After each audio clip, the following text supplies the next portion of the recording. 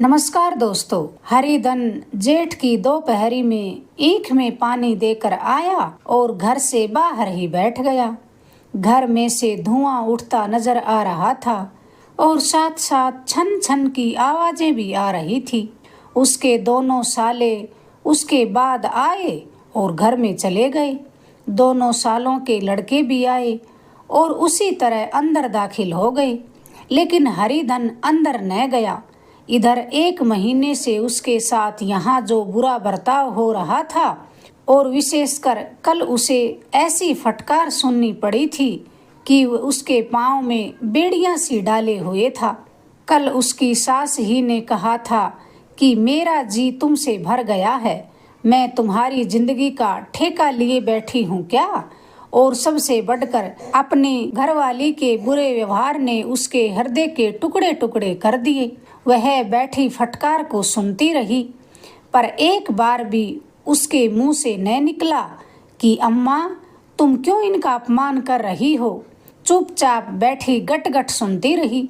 शायद मेरी दुर्गति पर खुश हो रही थी। अब वह इस घर में जाए तो कैसे जाए, क्या फिर वहीं गालियां खाने, वहीं फटकार सुनने के लिए।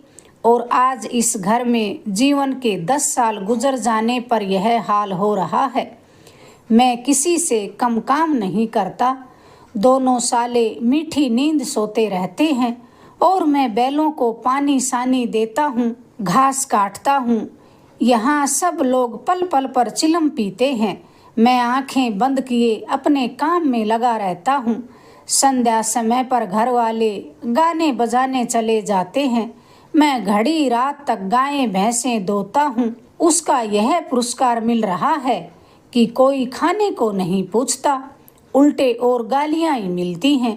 तभी उसकी घरवाली डोल लेकर बाहर निकली और बोली, जरा इसे कुएं से खींच लो, घर में एक बूंद पानी की नहीं है। हरिधन ने डोल लिया और कुएं से पानी भर लाया। उसे बड़ी जोरों से भूख लगी थी। समझा कि अब खाने को बुलाने आएगी, मगर घरवाली तो डोल लेकर घर के अंदर चली गई तो वहीं की होकर रह गई। पीछे मुड़कर भी न देखा। हरिधन थका मांदा भूख से व्याकुल पड़ा सोता रहा। तभी अचानक उसकी घरवाली जमुना ने आकर उसे जगाया। हरिधन ने पड़े पड़े ही कहा, क्या है, क्या पड़ा भी नहीं रहने दोगी या और पानी चाहिए। जमुना कटु स्वर में कहने लगी, गुर्राते क्यों हो, खाने को बुलाने आई हूँ। हरिधन ने कहा, उसके दोनों साले और उन दोनों सालों के लड़के भोजन करके चले गए हैं। उसकी देह में आग लग गई। मेरी अब यह नौबत पहुँच गई कि इन लोगों के साथ बैठकर मैं खा भी नहीं सकता। मैं इनकी झूठी थाली चाटने वाला हूँ क्या? मैं इनका कुत्ता हूँ जिसे खाने के बाद टुकड़ा रोटी डाल दी जाती है। यही घर है जहाँ आज से 10 साल पहले उसका कितना आदर सत्कार होता था। साले गुलाम बने रहते थे। सास मुंह को देखती रहती थी। घरवाली पूजा करती थी। तब उसके पास रुपए पैसे थे, जायदाद थी। अब वह दरिद्र है। उसकी सारी जायदाद को इन्हीं लोगों ने कूड़ा कर दिया। अब रोटियों के भी लाले पड़ गए हैं। उसके जी में एक ज्वाला सी उठी कि इसी वक्त अंदर जाकर सास को और साली को भिगो भिगो कर लगाए, पर चुपचाप रह गया। पड़े पड़े बोला, मुझे भूख नहीं है, आज न खाऊंगा। जमुना ने कहा, न खाओगे तो मेरी बला से मत खाओ, खाओगे तो तुम्हारे पेट में जाएगा, कुछ मेरे पेट में थोड़ी ना जाएगा। हरिधन का क्रोध आंसू बन गया। सोचने लगा कि यह मेरी घरवाली है जिसके लिए मैंने अपना सब कुछ मिट्टी में मिला दिया। मुझे उल्लू बनाकर ये सब मुझे निकाल देना चाहते हैं। वह अब कहाँ जाए, क्या करे। उसकी सास आकर फिर बोली, चलकर खा क्यों नहीं लेते, रूठते किस पर हो। यहाँ तुम्हारे नखरे सहने का किसी में बूता नहीं है। जो दोगे वह मत देना, और क्या करोगे। तुमसे बेटी ब्याही है, कुछ तुम्हारी जिंदगी का ठेका नहीं लिया है। हरिधन ने दुखी होकर कहा, हाँ अम्मा, मेरी भूल थी कि मैं यही समझ रहा था कि तुमने मेरा ठेका लिया है। अब मेरे पास क्या है, कि तुम मेरी जिंदगी का ठेका लोगी। जब मेरे पास धन भी था तब सब कुछ आता था, अब गरीब हूँ तुम क्यों बात पूछोगी। बूढ़ी सास भी मुंह फुलाकर भीतर चली गई। हरिधन की माता का आज से 10 साल पहले देहांत हो गया था। उस वक्त उसका विवाह हो चुका था। वह 16 साल का लड़का था, पर माँ के मरते ही उसे मालूम हुआ कि मैं कितना निसहाय हूँ, जैसे उस घर पर उसका अधिकार ही न रहा हो। बहनों के विवाह हो चुके थे, भाई कोई दूसरा था ही नहीं। बेचारा अकेले घर में जाते भी डरता था। माँ के लिए रोता था, पर माँ की परछाई से डरता भी था। जिस कोठरी में उसकी माँ ने देह को त्यागा, उधर आंख तक न उठाता। घर में एक बुआ थी, वह हरिधन के बड़े दुलार करती थी। हरिधन को अब दूध ज्यादा मिलता, काम भी कम करना पड़ता। बुआ बार बार पूछती, बेटा कुछ खाओगे। बाप भी अब उसे ज्यादा प्यार करने लगा था। उसके लिए एक अलग गाय बंधवा दी थी, पर इन घावों से वह घाव पूरा न हुआ जिसने उसकी आत्मा को ठेस पहुंचाई थी। वह दुलार और प्यार बार बार माँ की याद करता। माँ की घुड़कियों का जो मजा था, वह क्या इस दुलार में था। माँ से मांगकर, लड़कर, ठुनक कर, रूठ कर लेने में जो आनंद था, वह क्या इस भिक्षादान में था। पहले वह स्वस्थ था, मांग मांग कर खाता था, लड़ लड़ कर खाता था। अब वह बीमार था, अच्छे से अच्छे पदार्थ उसको दिए जाते थे, पर भूख न थी। साल भर तक वह इसी दशा में रहा। फिर दुनिया बदल गई। फिर हरिधन के बाप ने दूसरा ब्याह कर लिया। सारी हरियाली, सारे प्रकाश पर अंधकार का पर्दा पड़ गया। हरिधन ने इस सौतेली माँ से बात तक न की, कभी उसके पास भी न गया। एक दिन घर से निकला और सीधा ससुराल जा पहुंचा। बाप ने बार बार बुलाया, पर उसके जीते जी वह फिर उस घर में न गया। जिस दिन उसके पिता की मृत्यु की सूचना मिली, तो उसकी आंखों में आंसू की एक बूंद भी न आई। इस नए संसार में आकर हरिधन को एक बार फिर माँ की कमी को पूरा कर दिया। सालियों की चूहल में, सास के माँ जैसे स्नेह में और घरवाली के प्रेम में उसके जीवन की सारी इच्छाएं पूरी हो गई। सास कहती, बेटा तुम इस घर को अपना ही घर समझो, तुम ही मेरी आंखों के तारे हो। वह अपने लड़कों की बहुओं की शिकायत करती। वह दिल में समझता था कि सास जी मुझे अपने बेटों से भी ज्यादा चाहती है। बाप के मरते ही वह घर गया।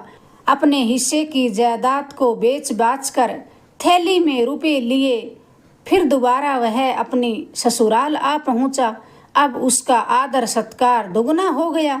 उसने अपनी सारी संपत्ति सास के चरणों में रख दी और अपने जीवन को सार्थक बना लिया। अब तक उसे कभी घर की याद न आती थी, मानो उसके जीवन में कोई भीषण कांड था जिसे भूल जाना ही उसके लिए अच्छा था। यहाँ ससुराल में हरिधन सबसे पहले उठता, सबसे ज्यादा काम करता। उसका मनोयोग देखकर गांव के लोग दांतों तले उंगली दबा देते। लोग उसके ससुर का भाग्य बघारते, कहते कि ऐसा दामाद भी किस्मत वाले को मिलता है।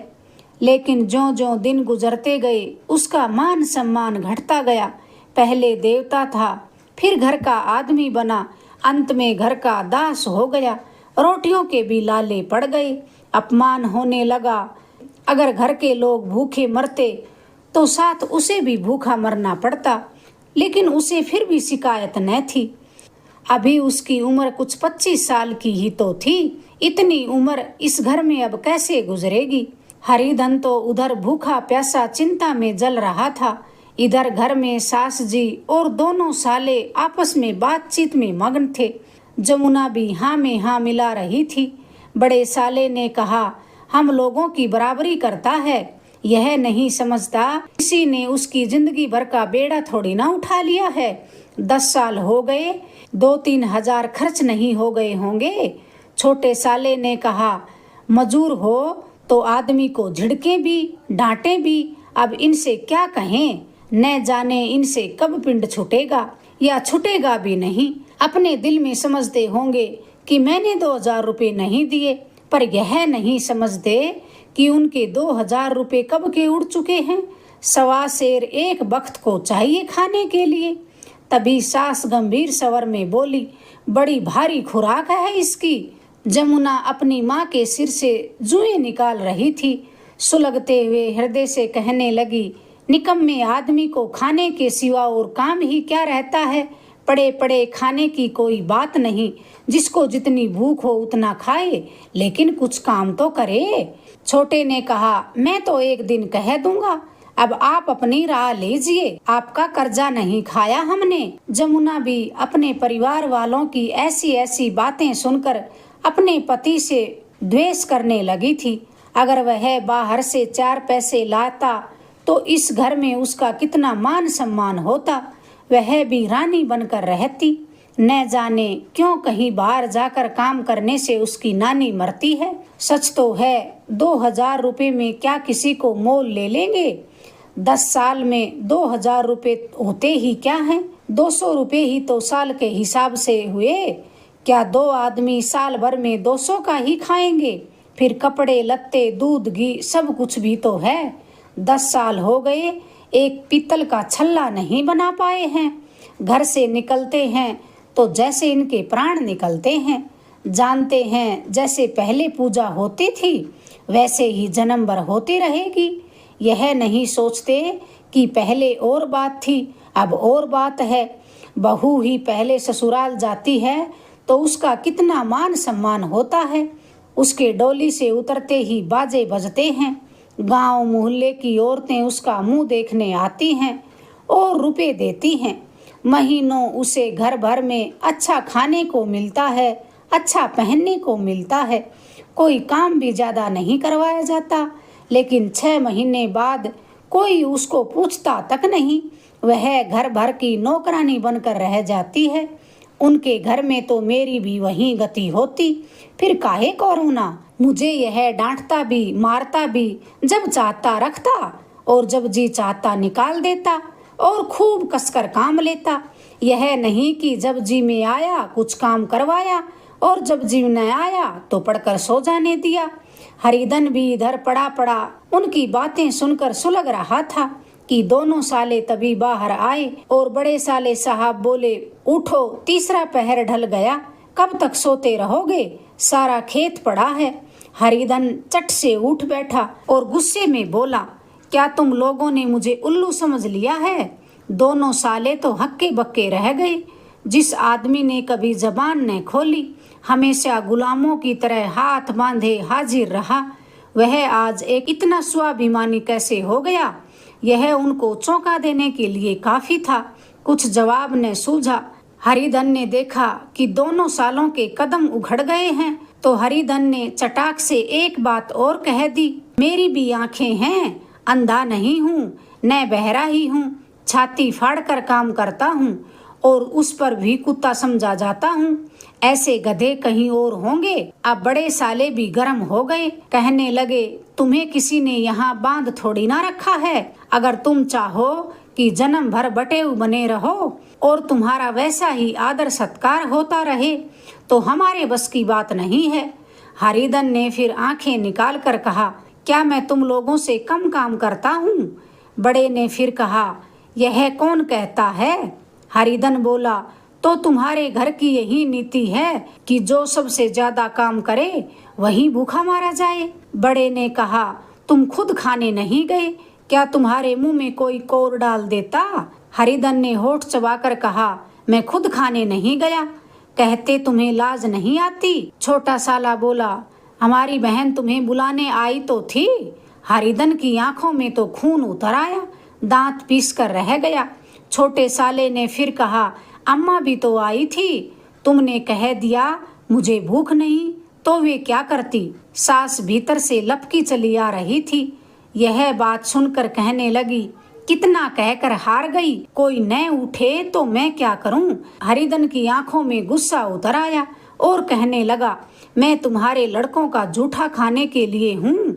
मैं कुत्ता हूँ कि तुम लोग खाकर मेरे सामने रूखी सूखी रोटी का टुकड़ा फेंक दो। बुढ़िया ने फिर ऐंठ कर कहा, तो क्या तुम लड़कों की बराबरी करोगे। अब क्या था, अब तो हरिधन परास्त हो गया। बुढ़ियार के एक ही कड़वी बात ने उसका काम तमाम कर दिया। उसकी तनी हुई भवें ढीली पड़ गई, आंखों की आग बुझ गई, फड़कते हुए नथुने शांत हो गई। किसी आहत मनुष्य की भांति वह जमीन पर गिर पड़ा। क्या तुम मेरे लड़कों की बराबरी करोगे? यह वाक्य एक लंबे भाले की तरह उसके हृदय में चुभता जा रहा था। न हृदय का अंत था और न उस भाले का अंत था। सारे परिवार ने खाया पर हरिधन वहां से न उठा।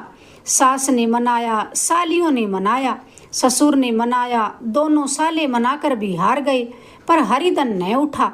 वहां द्वार पर एक टाट पड़ा था, उसे उठाकर सबसे अलग कुएं पर ले गया और वहीं बिछाकर पड़ा रहा। रात भीग चुकी थी, पड़े पड़े उसे अपना बचपन याद आने लगा। स्नेहमयी माता की मूर्ति उसके सामने आकर खड़ी हो गई। उसे छाती से लगा लेने के लिए वह अपने हाथ फैलाए उसकी ओर चली आ रही है। वह उस मधुर भावना में अपने को भूल गया। ऐसा जान पड़ा मानो उसकी माँ ने उसे छाती से लगा लिया हो और उसके सिर पर हाथ फेर रही हो। तभी अचानक जमुना ने आकर पुकारा, क्या सो गए? ऐसी भी क्या नींद? चलकर खाना क्यों नहीं खा लेते? कब तक कोई तुम्हारे लिए बैठा रहेगा? हरिधन मीठे सपने से बाहर निकला। वहीं कुएं के पास वहीं फटा हुआ टाट और सामने जमुना खड़ी थी। हरिधन उठ बैठा, मानो तलवार म्यान से निकाल कर बोला हो, भला तुम्हें मेरी सुध तो आई? मैंने कह तो दिया था मुझे भूख नहीं। जमुना कहने लगी, तो कितने दिनों तक खाना न खाओगे? हरिधन बोला, अब तो इस घर का पानी भी न पीऊंगा। तुम्हें मेरे साथ चलना है या नहीं? दृढ़ संकल्प से भरे हुए इन शब्दों को सुनकर जमुना सहम उठी। कहने लगी, जा कहाँ रहे हो? हरिधन ने मानो नशे में कहा हो, तुम्हें इससे क्या मतलब? मेरे साथ चलोगी या नहीं? फिर पीछे से न कहना कि मुझसे कहा नहीं। जमुना आपत्ति भाव से कहने लगी, तुम बताओगे तभी तो मैं जाने की हाँ कहूंगी। हरिधन ने फिर कहा, तुम मेरे साथ चलोगी या नहीं? बस मुझे हाँ या ना में जवाब दो। जमुना ने जब साफ साफ मना कर दिया तो हरिधन चुपचाप उठकर अपने गांव की ओर चल पड़ा। जमुना पुकारती रही, सुन तो लो, सुन तो लो, पर हरिधन ने पीछे मुड़कर न देखा। गांव की सीमा के पेड़ों को देखकर उसका हृदय नाचने लगा। मंदिर का सुनहरा कलश देखकर वह इस तरह दौड़ा मानो एक छलांग में वहां जा पहुंचेगा। तभी उसे आमों का बाग दिखाई दिया। फिर वह एक पेड़ पर चढ़ गया और उधर से आम तोड़ तोड़ कर खाने लगा। आम खाते खाते हरिधन सारा अपमान भूल चुका था। तभी सहसा आम के रखवाले ने पुकार कर कहा, अरे कौन है? बोलता क्यों नहीं? जल्दी से उतर, नहीं ऐसा पत्थर खींच के मारूंगा कि याद रखेगा। उसने कई गालियां भी दी। इस फटकार और इन गालियों से हरिधन को कोई फर्क नहीं पड़ा। वह तो डालियों में छिपा बैठा बैठा आम खाने लगा और फिर जोर से हंसा।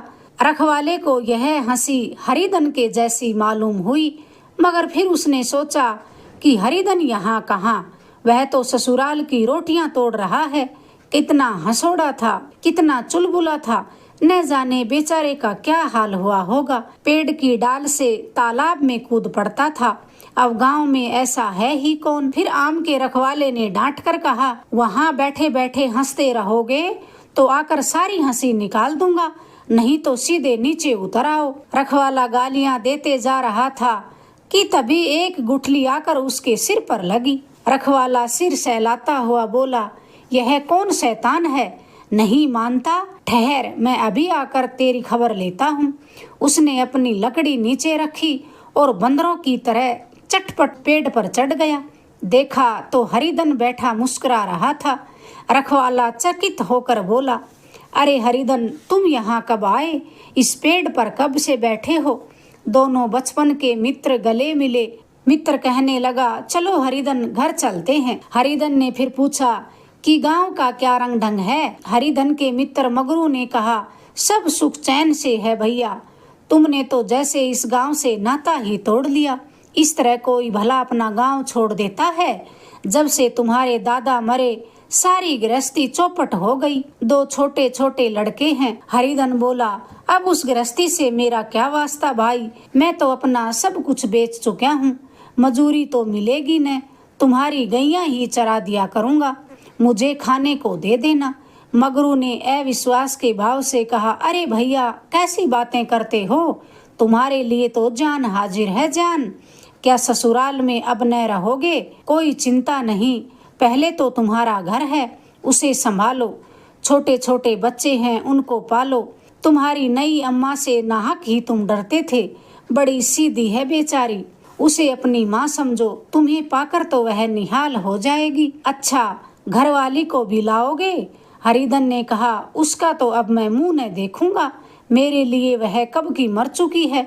मगरू ने कहा, तो क्या दूसरी सगाई करवा दूं? अब की ऐसी दुल्हनियां लाऊंगा कि उसके पैर धो धो कर पियोगे। लेकिन कहीं पहली भी आ गई तो? हरिधन ने कहा, वह न आएगी अब। हरिधन अपने घर पहुंचा तो दोनों भाई भैया भैया करते आए। फिर उन्होंने भीतर जाकर माँ को खबर दी। उस घर में कदम रखते ही हरिधन को ऐसी शांत महिमा का अनुभव हुआ मानो वह अपनी माँ की गोद में बैठा है। वही घर जिससे वह अलग हो गया था, अब वही घर गोद फैलाए उसे आश्रय देने को तैयार था। शाम को सौतेली माँ ने कहा, बेटा तुम घर आ गए, हमारे धन्य भाग हैं, अब इन बच्चों को पालो। माँ का नाता न सही, बाप का नाता तो है ही, मुझे एक रोटी दे देना, खाकर कोने में पड़ी रहूंगी। तुम्हारी अम्मा से मेरी बहन का नाता है, उस नाते तुम मेरे लड़के हो। दूसरे दिन हरिधन कंधे पर हल रखकर खेत को चला गया। उसके मुख पर उल्लास था, आंखों में गर्व था। वह अब किसी पर आश्रित न था, बल्कि आश्रय दाता था। किसी के द्वार पर भिक्षुक नहीं था, घर पर रक्षक था। एक दिन फिर उसने सुना कि जमुना ने दूसरा घर कर लिया है। उसने माँ से बताया कि तुमने सुना काकी, जमुना ने दूसरा घर कर लिया है। काकी ने कहा, दूसरा घर कर लिया कोई हंसी ठट्ठा थोड़ी ना है, बिरादरी में ऐसा अंधेर कैसे? पंचायत नहीं तो अदालत में चलेंगे। हरिधन ने कहा, नहीं काकी, बहुत अच्छा हुआ, ला महावीर को लड्डू चढ़ाऊं। मैं तो डर रहा था कि वे कहीं मेरे गले में आकर न पड़ जाए। भगवान ने मेरी सुन ली। मैं ससुराल से यही ठान कर चला था कि अब उसका मुंह न देखूंगा। अगर आपको ये कहानी पसंद आई, प्लीज चैनल को लाइक करें, शेयर करें, सब्सक्राइब करें। धन्यवाद दोस्तों।